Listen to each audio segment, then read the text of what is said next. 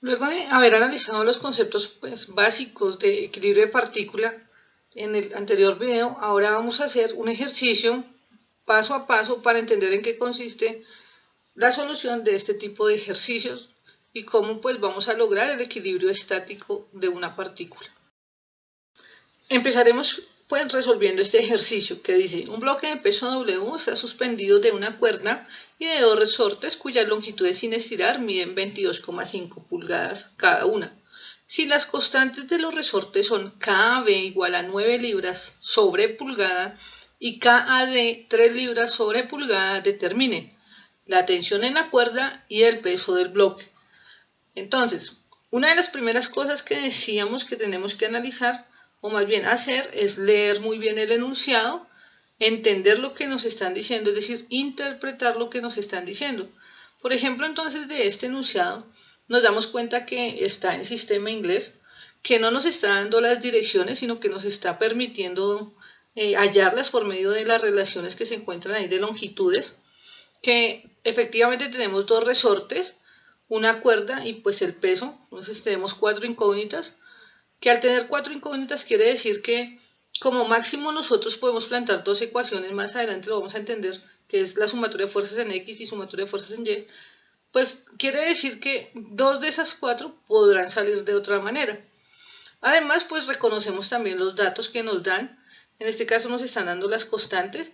Recordemos que la constante del resorte lo que indica es que por cada, digamos en este caso, pulgada que tiene, él va a ejercer cierta cantidad de fuerza o va a tener la capacidad de ejercer cierta cantidad de fuerza o de carga.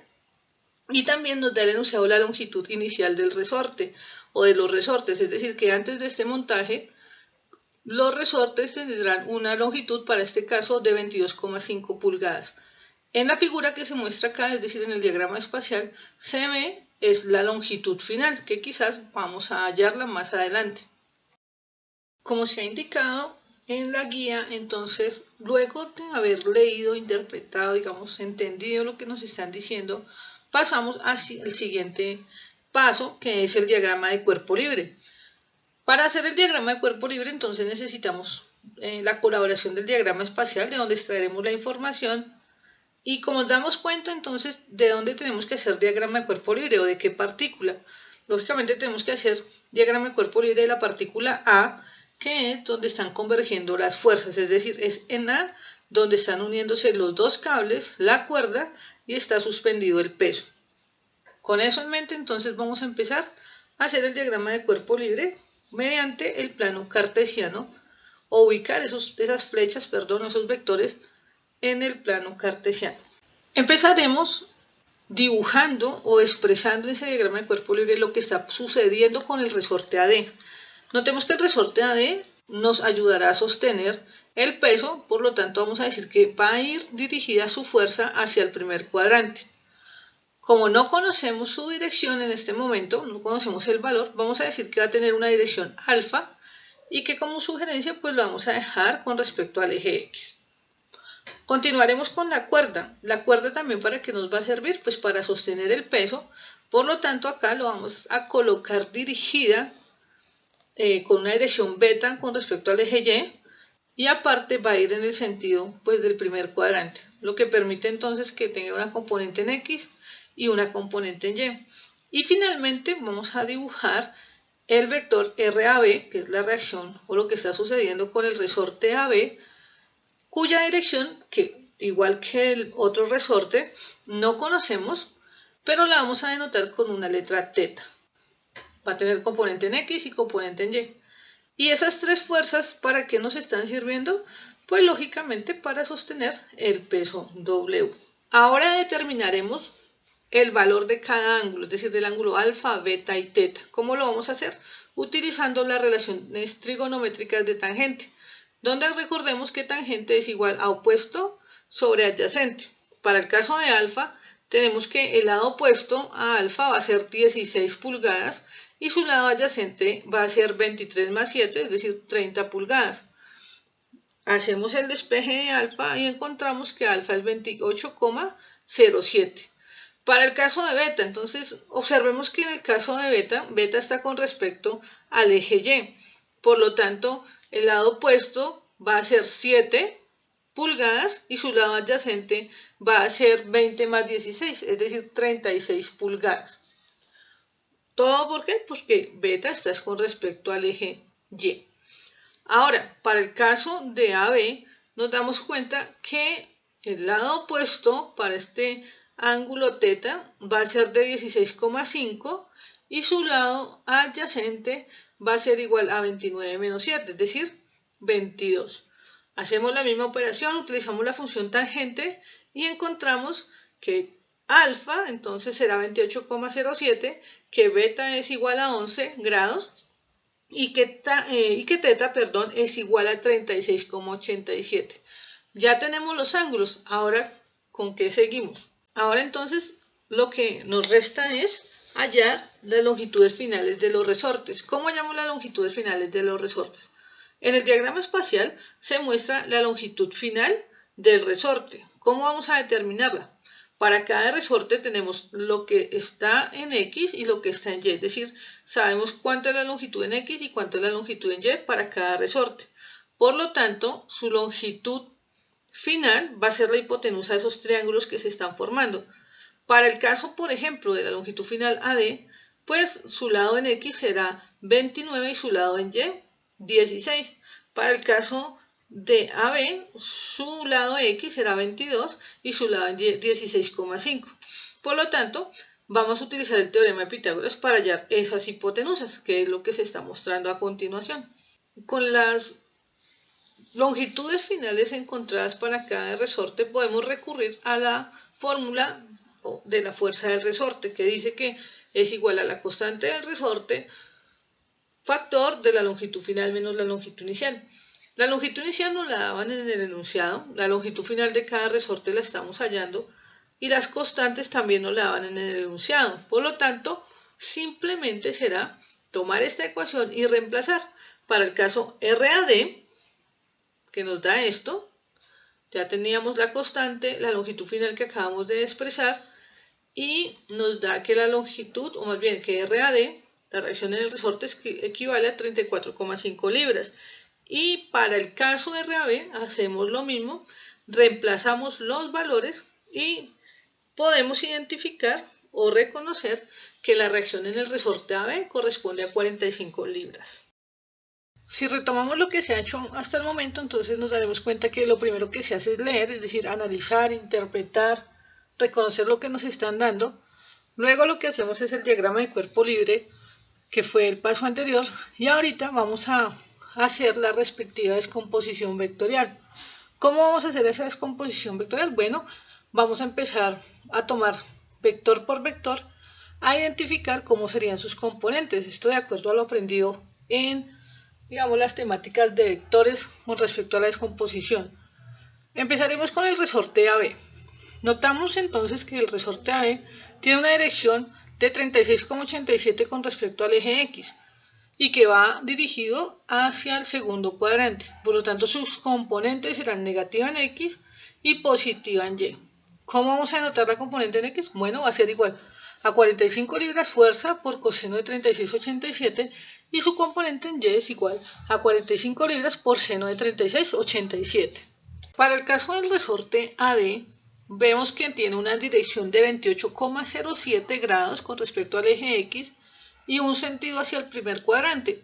Por lo tanto, sus signos van a ser positivo en X y positivo en Y. Recordemos que la sugerencia que se hace es que siempre tomemos la dirección de los vectores con respecto al eje X. Esto para entender que vamos a asociar la componente en X con coseno y la componente en Y con seno. Pero eso es una sugerencia porque también puede variar. Podemos tomar el ángulo con respecto al eje Y. Para este caso, entonces, tenemos que RAD va a ser más 34,5 libras fuerza, que fue el valor que encontramos anteriormente, por coseno de 28,07. ¿En cuál eje? En el eje Y. Y para la componente en Y, tenemos que es 34,5 libras fuerza, que es la magnitud de este resorte, por el seno de 28,07. Tomemos ahora en cuenta la cuerda. ¿Qué pasa con la cuerda? Va dirigida 11 grados con respecto al eje Y y además tiene un sentido hacia el primer cuadrante. tenemos que tener presente que en esta condición, o en este caso, ya no tenemos el ángulo con respecto a X, sino con respecto a Y. Por lo tanto, aquí vamos a asociar la componente en X con la función seno y la componente en Y con la función coseno. Esto debido a que pues seno es igual a el opuesto sobre la hipotenusa y coseno el adyacente sobre la hipotenusa. ¿Cuál vendría siendo el opuesto en este caso? Vendría siendo TCX y el adyacente TCY. Por lo tanto, tenemos lo siguiente para la descomposición vectorial, que primero, la componente en X es positiva, la componente en Y es positiva igual, y serán igual a, para X, TC seno de 11, y en Y, TC coseno de 11. Una sugerencia que se hace pues, en este momento es que si aún de pronto no tenemos claro cuándo es seno y cuándo es coseno, se recomienda repasar lo que estaba planteado en la guía número 1 acerca de componentes rectangulares, donde se expresa cuándo tomaremos coseno y cuándo seno, para que no haya ninguna confusión. Recordemos que la sugerencia es que siempre se tome el eje de referencia X, es decir, la dirección se tome con respecto a ese eje, para considerar que los X se acompañarán con coseno y los Y con seno. Sin embargo, también es importante que como ingenieros mecánicos entiendan y comprendan el análisis ya sea con un ángulo o con el otro. Ahora ya para terminar de hacer la descomposición vectorial continuamos con el análisis del peso W. Como podemos observar, W lógicamente no tendrá componente en X, pero sí va a tener componente en Y. En este caso la vamos a llamar menos WY. Para continuar con el siguiente paso, que es la sumatoria de fuerzas, pues debemos desarrollar esto desde la matemática, es decir, debemos tomar nuestras calculadoras y, por ejemplo, multiplicar la componente en X de R a B, es decir, coger menos 45 y multiplicarlo por coseno de 36,87, de igual manera con la componente de R a D, 34,5 por coseno de 28,07, y así con todas las otras. Desarrollamos esa parte matemática y ahí sí continuamos con el siguiente paso de hacer sumatoria de fuerzas. Una vez usted haya tomado su calculadora y encontrado cada una de las componentes que se pueden determinar, en el caso de pues, RAB, por ejemplo, que nos da menos 36, en el caso de RAD que nos da 30,44, que el seno de 11,019 y que pues el W no tiene componente, que era lo que vimos en la diapositiva anterior, pues usted hará la sumatoria de fuerzas en X y sumatoria de fuerzas en Y. De aquí entonces podemos observar que para esta primera parte solo se encuentra la incógnita TC, es decir, la magnitud de la cuerda no la conocemos, entonces despejamos de manera matemática utilizando pues todo lo que hemos aprendido de despejes y encontramos que la tensión en la cuerda corresponde a un valor de 29,26 libras. Con la sumatoria de fuerzas en X igual a 0, habiéndola analizado, ahora pasamos a la sumatoria de fuerzas en Y igual a 0. Recordemos que las dos sumatorias tienen que ser igual a 0 porque estamos hablando de equilibrio estático, es decir, cuando no se considera que el cuerpo, en este caso esta partícula, esté acelerada. ¿Qué pasa con la sumatoria de fuerzas en Y? Bueno, usted previamente ha resuelto esos valores donde la componente RABY corresponde a 27 libras, que la componente RAY corresponde a 16,23 libras y que en este caso el coseno de 11 grados corresponde a 0,98 y que para el caso también decimos que el peso W tiene una componente negativa en Y. Pues vamos ahora a despejar o a reemplazar ese valor TC que corresponde a 29,26 y que lo hallamos de la sumatoria de fuerzas en X. Tenemos esa ecuación y pues observamos que solo quedaría la incógnita WY. Bueno, despejamos WY y encontramos que para este caso es 71,9 libras. Ahora, para comprobar que efectivamente W corresponde a su misma componente WY, pues vamos a utilizar el teorema de Pitágoras para comprobarlo. Entonces notemos como W será igual a 0 al cuadrado porque no tiene componente en X, más su componente en Y al cuadrado. Entonces acá podemos observar que efectivamente todo el WY o todo el peso tiene su efecto en el eje Y, el eje Y negativo. Ya con eso entonces tendríamos pues lo que nos estaba preguntando el enunciado, que era la reacción en la cuerda, que en este caso corresponde a 29,26 libras, y el valor del peso W de ese bloque que estaba cargándose, en este caso correspondería a 71,9 libras.